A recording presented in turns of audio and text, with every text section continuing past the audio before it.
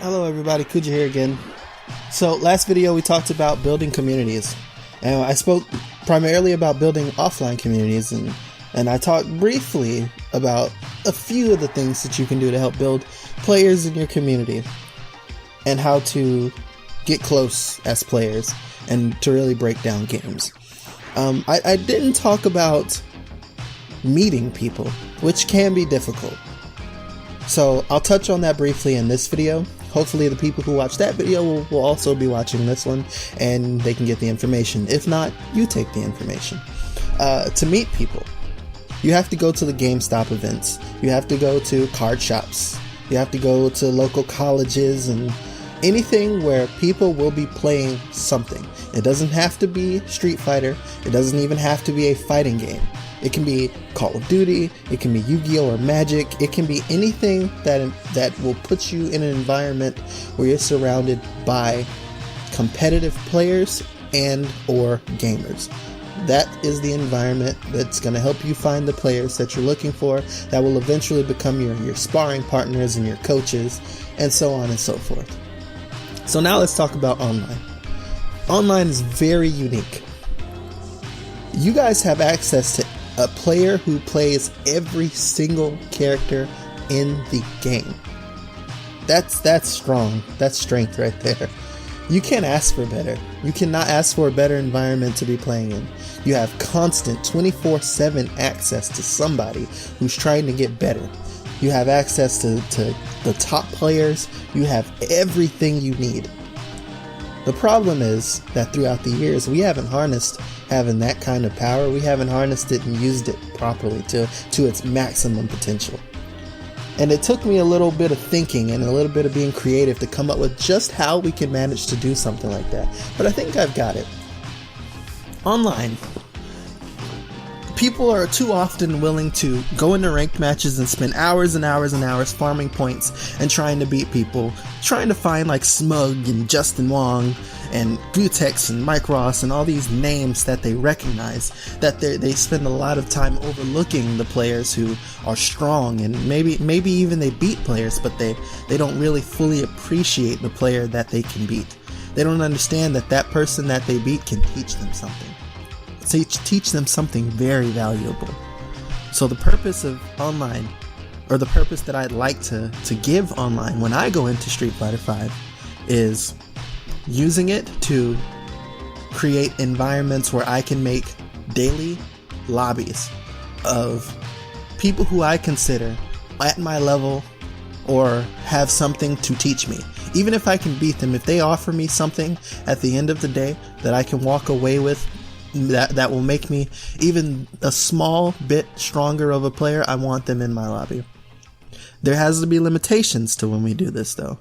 You have to make sure that you have as good of a connection as you can get. 4 to 5 bars maximum or minimum. No less than that.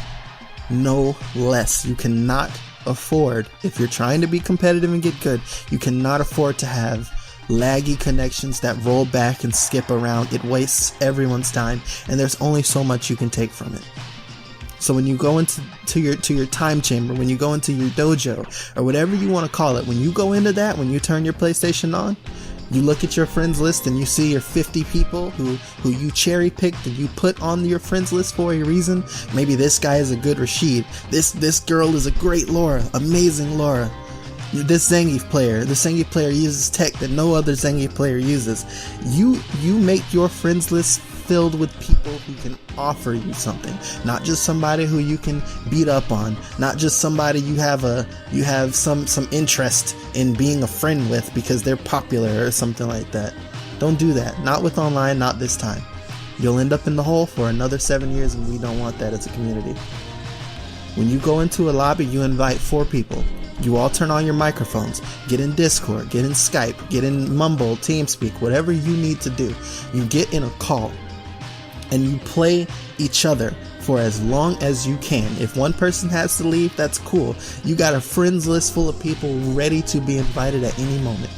You slap an invite, you fill that position up, he gets in the Discord or whatever, and you guys keep bouncing information off of each other. You play sets, you play long sets, short sets, you play lobbies, you random select, whatever it is that you guys feel like you need to do to learn these characters, learn these situations, do it. Please do it.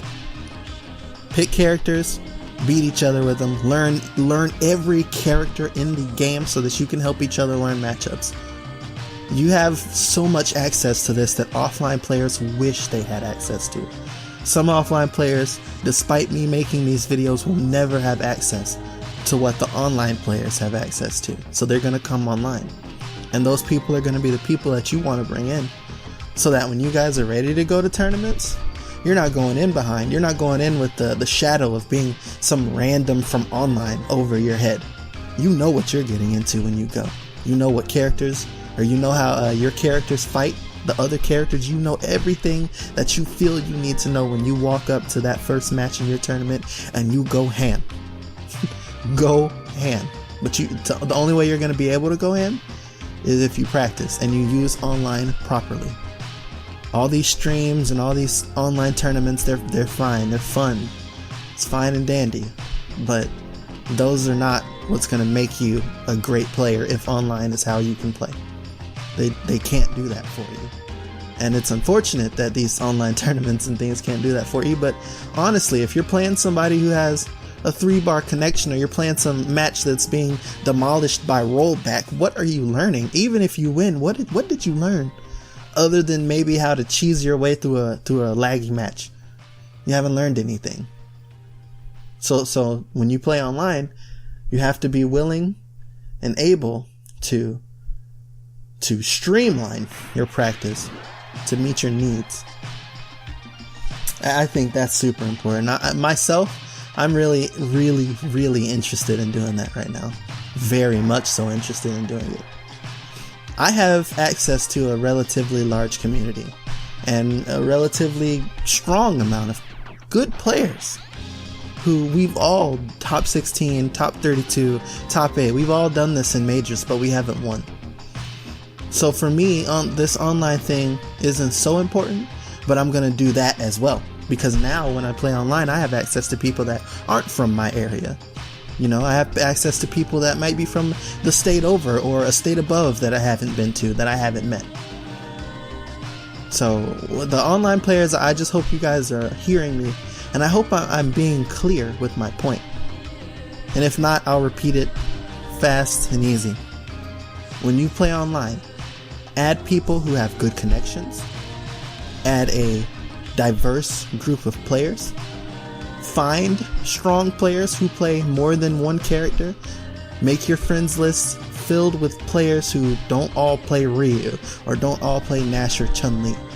And if you have players who play the same character, make sure you're adding them for different reasons. Maybe this Chun-Li is better at zoning, and this Chun-Li might be better at fireballs and pressure or whatever.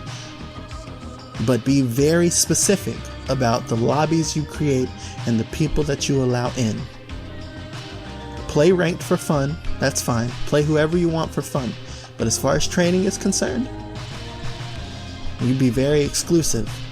And you keep in mind what you need to do to become a better player. Video is running a little long right now.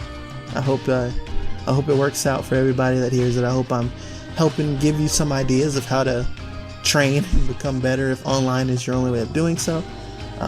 Leave a comment, like the video, subscribe if you could be so kind. And more comedy, more of the quickies, some vlogs, some final round footage is coming. And I hope to see you guys in all the videos. So, see you later.